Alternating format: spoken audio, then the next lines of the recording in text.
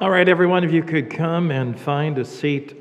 This is called the Celebration of Life. And you heard me in the sermon talk about how, and Trish, go ahead. So you heard me say in the sermon that all of you have stories about Louis. This is the time of sharing those stories. But before you do that, there are those online who have been waiting to hear this, and they're at different parts of the country. So what you're going to be watching is a film that is a collection of photos that were given by Jane and family members, and also some interviews, videos that were done by members of Louis' family. It's not everybody, but it's some. And then once that wraps up, I want to invite you to come forward and tell your best stories about Louis. Tell the stories that made you want to pull your hair out. Tell the stories that made you laugh. And what you'll find is that Louis' life continues to touch yours. That's how it goes. So with that, Trish is going to show you this celebration of life video of Louis.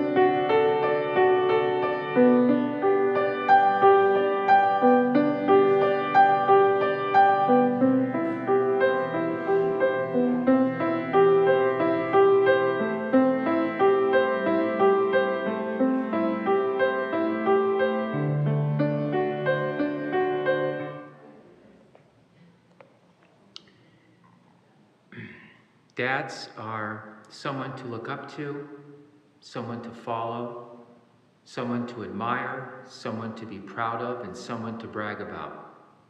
Someone to hold, someone to learn from, and someone to respect. Someone to listen to and someone to talk to. Someone to try to impress, sometimes rebel against, and someone, most of all, with whom to share everything this wonderful life has to offer. I am so incredibly grateful and happy that I can stand here today and tell you that I've had all this and much, much more with my dad. I have been blessed to have had this man I call my dad. To say I love my dad would be an understatement, and to say I'm going to miss him would be an even greater understatement. Dad is and was always there for everyone, family, neighbors, colleagues, and his friends. He was a very disciplined and very clever man, but was never afraid of having a laugh at his own expense. Dad was hardworking, compassionate towards everyone, and deserved the success and rich life that he enjoyed. He taught me many, many things, but I think most importantly, he gave us the ability to know that if you really put your mind to something, anything is possible. I will definitely miss not having my dad on the end of the phone to hear his voice and to ask his opinion or advice on any situation, great or small. But this is not goodbye. As many of you know, my dad had very strong faith in God, which I also share. I know that he is at peace now, and one day we will see each other again. I will continue to celebrate your life and all that I do. I'm so grateful to have had you as a parent. Thank you, Dad, for everything.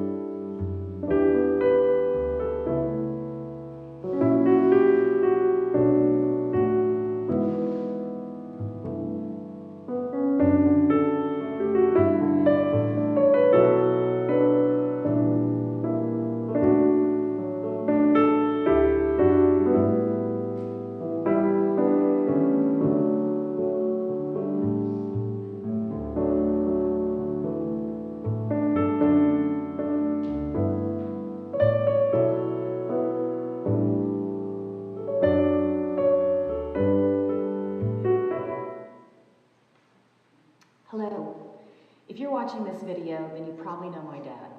And if you know my dad, then you know my dad always had a story to tell. Today I wanted to share some things about my pop that you may not know. My dad was ridiculously smart. As an engineer, he'd have to create solutions for complex problems. He could be working on something for weeks at a time. He also kept a notepad on his nightstand, and on more than one occasion, my dad would dream about whatever was going on at work and then come up with a solution in his dream. He'd get up in the middle of the night, jot down a few notes, and go into the office the next morning with a solution. I clearly did not inherit that ability. Maybe because he was an engineer, my dad thought instruction manuals were for sissies. It seemed like nothing that arrived at our house in a box that required assembly could foil my dad. Patio furniture, stereo equipment, home alarm systems. I still remember the time my dad brought home a new bicycle for me in a box. I was so excited that I sat in the garage and watched him build that bike from start to finish.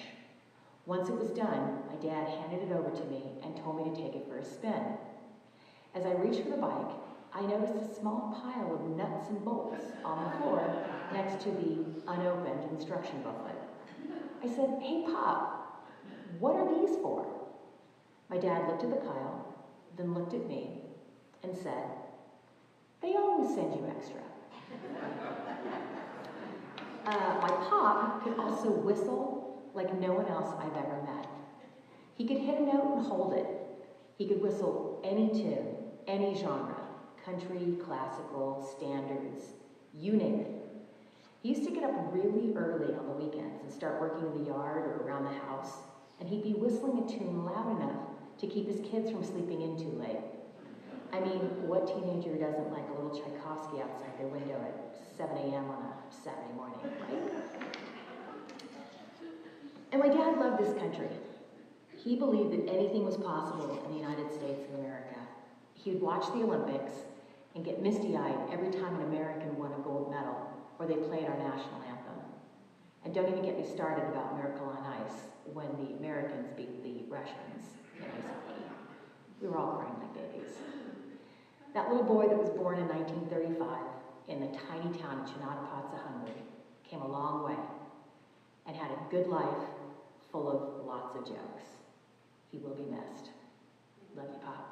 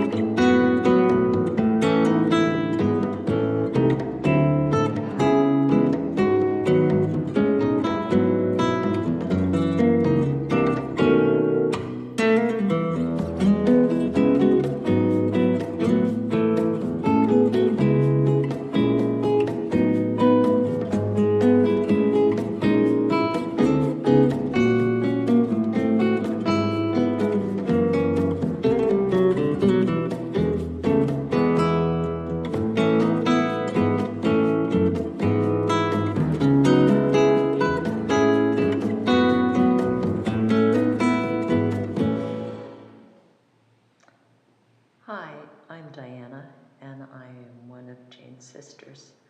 I used to see Louis more in his younger years, so these remembrances are from that time. I want to especially mention Louis' zest for life and his gift for unique experiences. Louis' zest for life could be seen in the fact that he played team soccer well past the time most of the rest of us would have hung up our cleats if we played soccer at all. But he loved it. I remember him coming in from soccer with elastic knee braces on. And he was so full of life, so loved the game. He also loved hot, spicy food, and once challenged a colleague to a hot pepper eating contest. One day, a colleague brought in a pretty hot pepper, and Louis ate it whole and raw in front of him, and then said, "Oh, like an apple." So I guess he won the contest. Louis loved good food, and he also was a wonderful cook. He made really delicious Hungarian dishes, and I remember especially his seke kapista, which I looked up recently, and it has pork and sausage and bacon and sauerkraut in it. All I remember from the days Louis made it is that it was absolutely, absolutely delicious. And it brings to mind an expression that Louis had whenever he did something that he was happy with. He would say, "Cha cha cha," and it was so Louis. Nobody could say it exactly like him. Cha cha cha. He was also funny, oftentimes without meaning to be. He just seemed to get into situations that turned into adventures. One time, he locked himself out of the house by going out the back sliding room door, and unfortunately he was dressed only in his underwear. So he decided he might be able to sneak back in, I guess the front door, but somehow he was going to do it by going through his neighbor's yard. So he attempted to scale the neighbor's fence, only was in his underwear, and I'm sure it was not that easy, and he ended up falling over into the neighbor's yard, landing flat on his back on the grass. Then, with the new predicament of being in the neighbor's yard in his underwear, fortunately, Louis had a wonderful sense of humor, so he could laugh about it too. And on a more serious note, that was one of his gifts. My mother said that she was grateful to Louis because after my sister had gone through a hard time, she met Louis, and it was Louis who made her laugh again. And all of us are grateful to Louis for that, for the love and the laughter that he brought into Jane's life. So we wish you well, Louis. We hope that you are somewhere playing soccer or throwing a ball for your beloved German Shepherd Grace, who's now gone, and eating hot peppers and laughing at your own jokes. May your life beyond this life be blessed with peace and comfort and joy.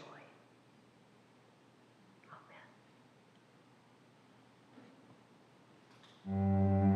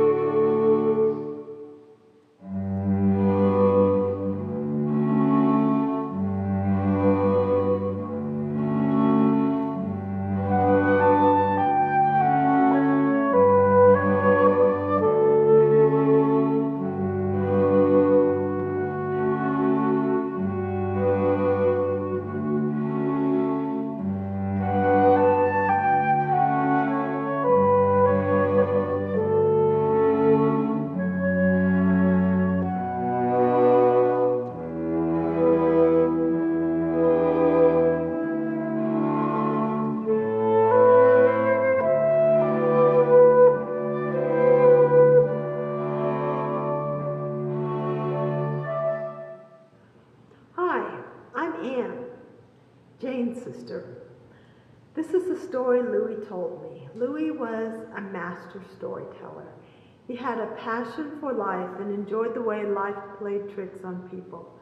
He loved a good laugh, even if it was on himself. Now bear in mind that you have to imagine Louis telling the story with his gestures, chuckles to himself, pauses, and magnificent Hungarian accent. One day, Louis was in the house relaxing and cooking.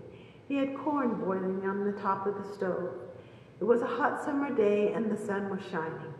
Louis stepped outside to get the newspaper at the front door. He reached down and the wind blew the door shut. Louis tried the door, but the door was locked. Louis looked down. Oh, he was still in his underpants. He had not yet put on his pants. He couldn't call Jane. She was in an important meeting and would not be able to come home. He didn't know what to do, so he positioned himself behind a rose bush and thought about it. There, no one could see the lower half of his body. He realized the corn was still boiling and the back sliding door was open. A tall fence surrounded and enclosed the backyard. He had no way of getting over the fence easily. And what would the neighbors think if he spent a lot of time struggling, jumping up and down to get over the fence by himself in his underpants? He didn't know the next door neighbors well enough to go over and ask for a ladder. After a while, the postman came by. "Hello, Mr. Chody. How are you?" Embarrassed, Louis explained the situation to the postman. Together, they devised a plan. Louis would stand on the postman's shoulders, and then the postman would eject him over the fence. Louis was very physically fit and thought to himself he could do this. So Louis went flying over the fence, but in his haste he had forgotten about the jagged rocks covering the stump in the backyard. So when Louis hit the ground, he knocked himself out. The postman cried, "Mr. Chody, are you all right?" Again and again he called out for Louis. Eventually, Louis regained consciousness and heard his cries. He let the postman know he was okay. He walked to the backsliding door, went inside, and turned off the boiling corn.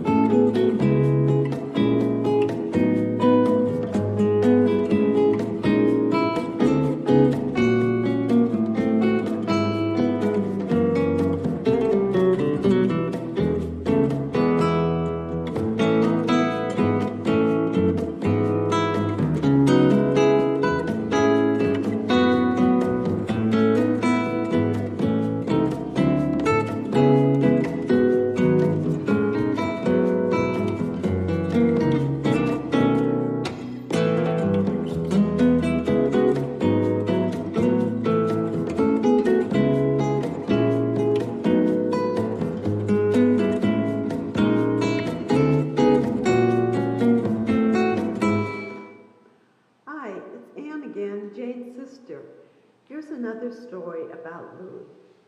Louis loved to tease people and make them laugh. People would call him or stop by his desk if they needed cheering up and ask him to tell them a joke. He was a kind person, and there was a little bit of mischief in him. Louis was very intelligent, funny, fabulously charismatic, and vocal. Louis was an electrical mechanical engineer. He enjoyed his work and worked very hard. He was well respected and worked together with many people, sometimes playing little tricks on them. Louis enjoyed life to the fullest. You wouldn't know it, as he rarely spoke of it, but Louis had a black belt in karate. Earlier in his years, he grew a Fu Manchu mustache to go along with his black belt. The problem was, he looked so scary that everyone was afraid to spar with him. So eventually he shaved it off, and he looked very handsome when he did. I miss his funny stories.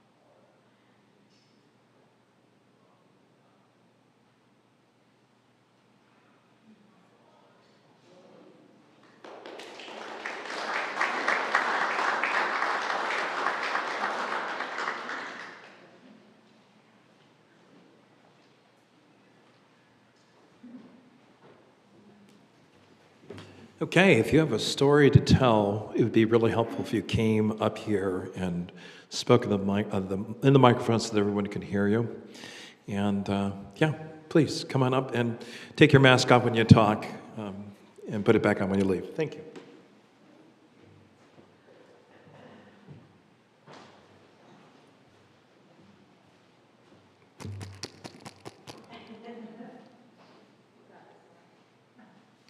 What a film, huh? My name's Mark Lykos. My friend Louie and I go back maybe 50 years. I'm sorry. It's nice to hear. Louie didn't whistle a lot, but he was an incredible whistler. And I don't know if you noticed in the film, he wore a lot of hats. He loved hats. I traveled the world with Louie. Everywhere we'd go, he'd be trying on hats, and when he found one that fit, he bought it. You know, he loved his hats. All those decades of traveling around with Louie, sometimes that little mischievous part of him got us into some pretty bad trouble. I mean, sirens were involved. I'm going to pass on a couple of those stories, maybe for another circle. But I had been through a couple of those situations with Louie. And he called me one day and he said, listen, he says, I frequently travel to the Orient. and he says, Jane goes fairly frequently. The next time one of us gets called to go to qualify a vendor or look on a set of tools or something, he says, would you like to go with your wife? I says, absolutely, I'm down. So he calls me one day, not too many weeks after that, and he says, hey, we've got a date, we're going. And it was on a Thursday. And I said, when are we going? He says, Tuesday. And I says, this Tuesday? He says, yeah, we've already got reservations. And he says, if you and your wife are ready to go, he says, we'll add you to your seats. And, I told my wife, and she flipped out and says, this Tuesday, what are we going to do with the kids? And I just said, well, send them to grandma's. She says, absolutely not. I went, she didn't. So we took off and we hit, I think we stopped in Korea, stopped in Singapore. I can't remember exactly what business Jane had, but she was qualifying vendors. It was kind of a working holiday. We'd spend a couple of holidays, and it was blistering hot in Singapore this one time. And we came out, and I had a note from my tailor to where we could go to get some clothes made in just a matter of a days, because we weren't going to be there that long. And so we stand out of the hotel, and in Singapore, you can't just go out and flag down a taxi anywhere on the street. You've got to wait in these queues, and any time of the day or night you get there, there's somebody already in a queue. But we get out there about 10 o'clock in the morning, and it's already at 120 degrees, and we see this little guy come by that's about 87 years old, about 76 pounds, one or two teeth in his head, pumping a rickshaw. And he says, what about that? And I said, look at that guy. We'd have to push him, And some guy in line could speak English. He turns and he says, no rickshaw, no rickshaw. And this guy went around a couple of times, and people were getting into cabs, and we're sitting out there for about 45 minutes in the heat. And Louis says, come on, we're taking a rickshaw. And he gets around, he flags this old guy down, and we get out there. He's smoking a cigarette and stuck in one of the two teeth he's got in his mouth, and he's going like crazy. And we went about a block and a half to the address that I had for this tailor, and he pulls over. And Louis and I are looking, we could have walked there 2 minutes from the hotel, right? This guy gets out of the rickshaw, fortunately, on the other side that the side Louis and I get out of, and he says, that'll be $40, 40 American. Louis flipped. He started to go around after this guy. This guy they're chasing each other around this rickshaw, and I'm looking for the cops. I'm going to hear the sirens again, I know. And this rickshaw driver holds up a card like he does in soccer. Louis was, I'm sure, used to seeing these red cards. It means it's bad news. It's not good. This guy's holding up his card, and I turn around, and these people are going back up against the wall like this. And I said, what's that mean? And he says, the cops. He's calling the cops. And so I'm just thinking, everything I've heard bad about Singapore and the canings and foreigners, I grabbed a $100 bill, I've shoved it in this guy's pocket, and grabbed Louis, half carried him, half tore him away from this guy, and into the tailor shop so we could hide. But I'll share another story for another time. Thank you.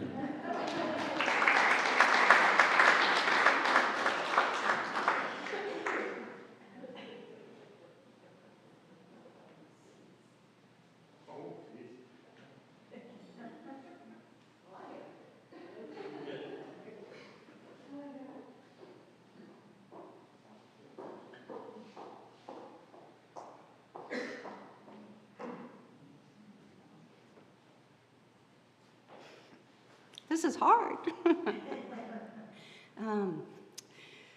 Rick and I were neighbors of Louis next door to us. And beautiful homes, beautiful neighborhood, wonderful friends and neighbors there. And I hadn't met Louis yet. And I'm in the backyard, lots of greenery. So I'm watering the plants. Their house is here. I'm watering the plants here. And I hear, I don't want any water on my side. I haven't met the guy yet. I got the hose.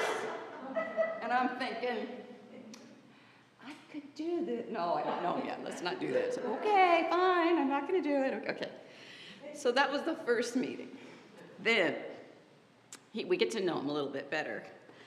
And Rick's in the house and he's doing something, whatever. And I'm in the garden and I'm pulling weeds and stuff. And here comes Jane and Louie and their shepherd. And And I'm down there. He goes, "Where's Rick? Is he having a nap?" And I'm like, no. Then I realized he doesn't think any woman should be out there doing the garden. It should be his job. It's Rick's job. So from then on, we were really good friends, and he was really nice to us as well, because we have our dogs here. And Rick and I worked full-time. We didn't have any kids at the house, and so it was hard for us to worry about the dogs, and he was so nice enough to come over every day and check on the dogs and give them a cookie. And then there were times when we would go away for like a weekend or something, and he would check on our dogs for us as well. He would check on the people that are supposed to be taking care of our dogs. So I'd get a phone going, "They haven't been here yet. I don't know where they are. They haven't fed your dogs." And I'm like, "Okay, Louis, it'll be okay. We'll be fine. We'll be fine." So sadly enough, we moved because we retired, and we went up to Reno. So we've been trying to call him every so often, and yeah, we've heard a few jokes over and over and over again, but we still love the jokes he always told us. So we'll miss him. Thanks.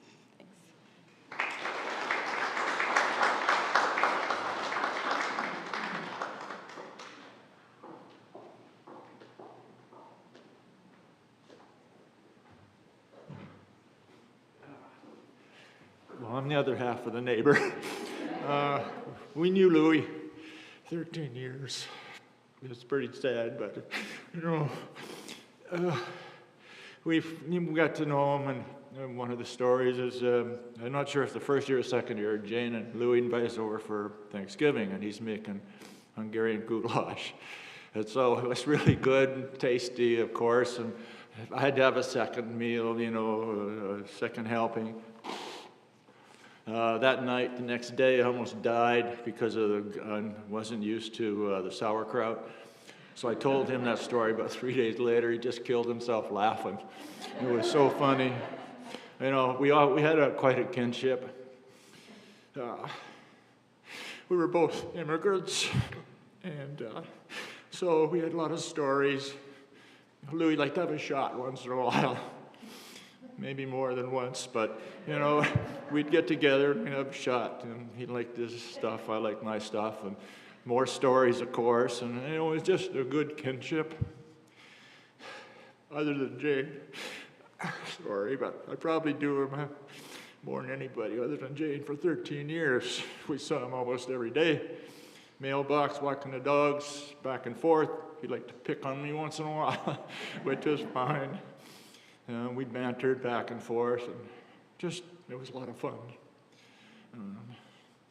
He had his Porsche. Jane bought him a Porsche for Valentine's Day. That's a different story, but at some point he was getting tough getting in and out of it, and so he wanted to sell it. So I know there's myself and a few other neighbors and friends all wanted to buy this Porsche. It was a real nice one. And so he wouldn't sell it to anybody. And I made one final pitch. Look, I'll buy it. I'll have it right next door. I'll give you a key. If you ever want to drive it, I'll cover the insurance and blah, blah, blah. But no, he sold it downtown or consignment, which was fine. He didn't want to upset anybody. But he's sure going to be missed. He always stuck it to us on the tomatoes. He had the best tomatoes in the block. We could not get, I think we even got some samples once, but we couldn't. I think you caught him singing to him to tomatoes or something to, make sure they grew. But good jokes all the time. Liddy said we always laughed at the same ones we heard. It was just great. So he's going to be missed.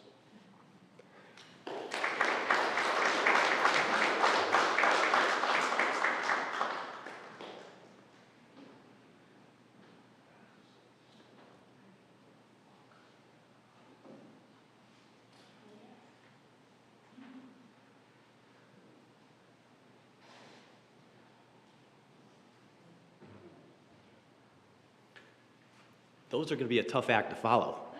Hi, everybody. My name's Mark. I'm Mark number 2, by the way.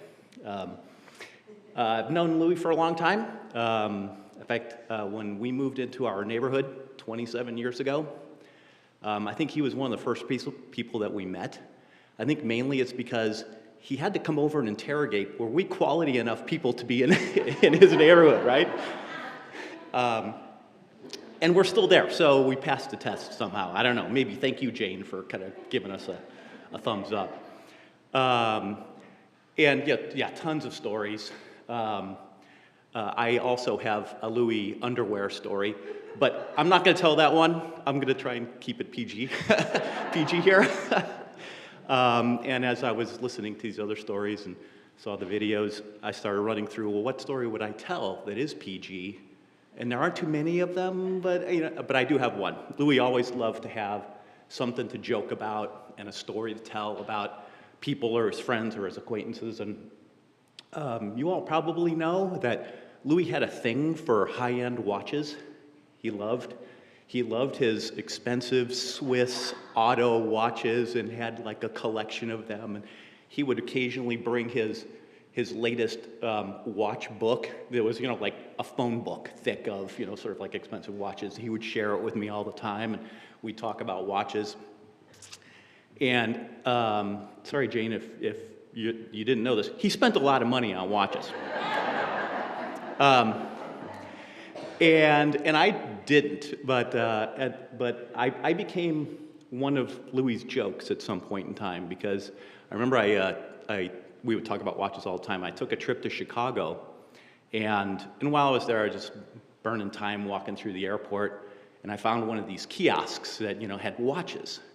And I was like, oh, this one's kind of cool. And, like, I bang things up so bad. It's like if I have to pay $100 or $200 for a watch, that was too much. But I found this watch, and it looked really neat, and it was with my style. And so, I went and got it. And I got back, and I told Louis, I found a watch in the airport in Chicago. And he's like, oh, that's great.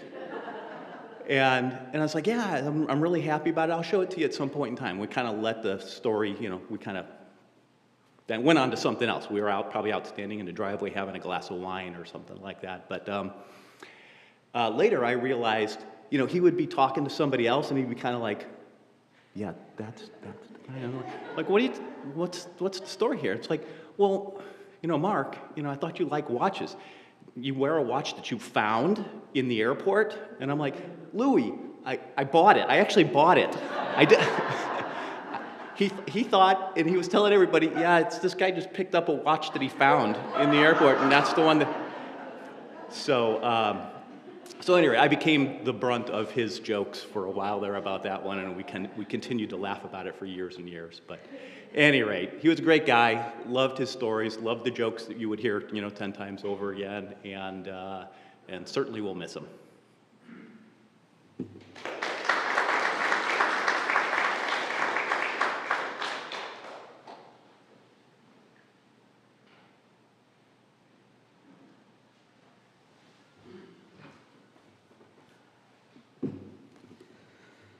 Boy, I thought this was going to be easy, but anyway, my name is Albert. I work with Louis, and I really didn't get to know him working. I got to know him playing soccer. So we played soccer together for many years. I was one of those guys that a lot younger than him, and he would make fun of us all. He was a unique person. He was always in charge. It's funny because Louis would carry this big bag to the game. And we would wonder why he did that. And then we realized is that because he always had like 7 or 8 jerseys with him on his bag, because he would pick the players to be on his team so he could win every time. So he would go around, pick all the best players, and then leave the other team, and they would just get slaughtered all the time. And then every time we tried to solve something, he would come to our face and say, listen, I was a licensed referee for 35 years, and I'm a karate black belt, so I make the rules here. So needless to say, he won all the games all the time, That's probably the only time he get mad with me is because I would go and play for the other team. He didn't like that idea, but it was just a fun thing we had. In those days, I knew Louis as Louis. And then, I don't know, a few years later, we were talking, and somehow he did, or he told me, I think he had a DNA test done. And he found out that he was a little bit Hungarian, and then he was Italian, and then about 30% American Indian. So, and then once in a while, if you want to tell a Portuguese joke, then he was Portuguese too. But it was funny because at that time, every time I call Luigi. That's how Luigi, that's why I used to call Louis, because of his Italian heritage. And I think some of you may know that when he went to restaurants and stuff like that, he would introduce himself as Luigi. So that was funny.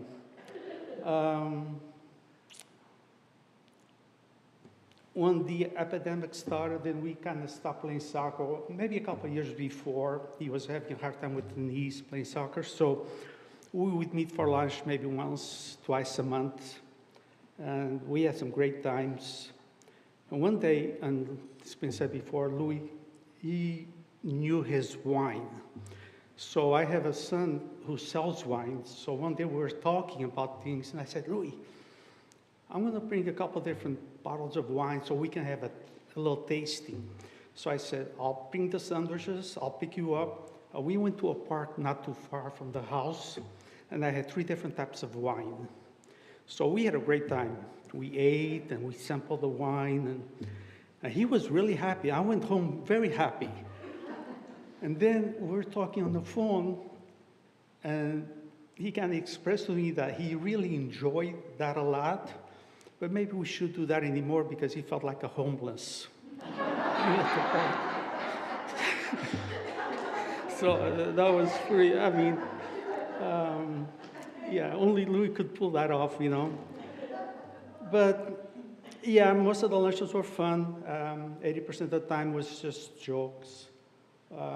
He had a book, supposedly, that he wrote with all these different jokes, and every time he would have a couple pages of jokes. And then we have some serious talk. He was always very advisable because I got 3 boys, and as they graduated from college, he had always good advice for them. We'd talk about that. He always, I can say almost every lunchtime, he would spend time talking about you, Desiree, Anthony, that I never met, and of course, Jen. There was quite a few good stories about you guys too, that probably we'll share another time. But I do know that he was very proud of you. You would always brag about your traveling, your job. So he was very proud of Anthony. He had a couple jokes when you were in college. He had one that I think about Anthony, supposedly. He bought him a Pinto, and then he traded for a bike when he was going to Berkeley. So we used to laugh about that and then share stories. Anyway, he was a good friend. I read a book a long time ago. In that book, it said that in this world, there's 2 types of friends. Friends of the heart and friends of the road. The friends of the road, they come and go. But Louis was a friend of the heart. He'll be missed. So, thank you.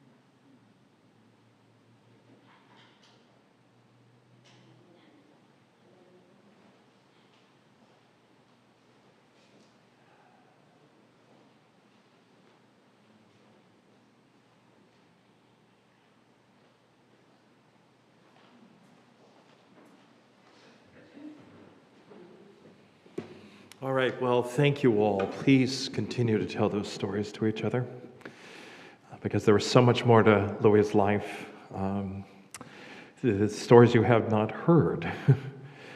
And you will find that his life continues to touch yours over and over again. And one closing thing, and that is that there's a lot of food left over. And Jane really would like it if you would take some home. Is that right, Jane? Am I saying that right? Okay. If you would please take some home, that would be great on your way out. And thank you all for coming and being here. I hope you've found this time supportive and healing to your heart, to Des, and your mother, and to Jane, and all of you who loved Louis and love Louis. I hope this was hope-filled for you and moving. And thank you for being here.